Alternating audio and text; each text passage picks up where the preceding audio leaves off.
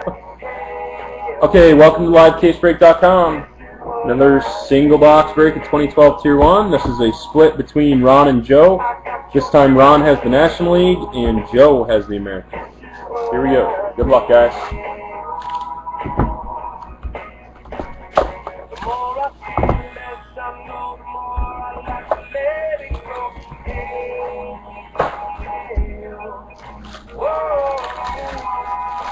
If we hit a clear rookie, Larry would die. Okay, we got 4 cards. Relic on the back. Okay, here we go. First one, Brian Wilson for the National League jersey out of $3.99.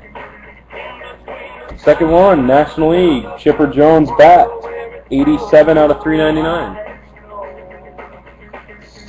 Third card, Daniel Bard for the American League, 157 out of 235.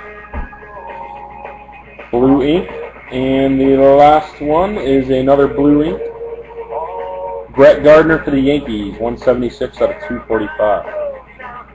So 146, 275, Brett Gardner. So 2 hits for the AL, 2 hits for the NL on that box. Thanks, guys. Let me